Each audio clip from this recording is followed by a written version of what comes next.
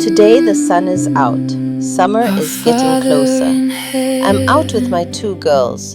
Calvin is back to school. I love the coloring distraction that restaurants give for little people.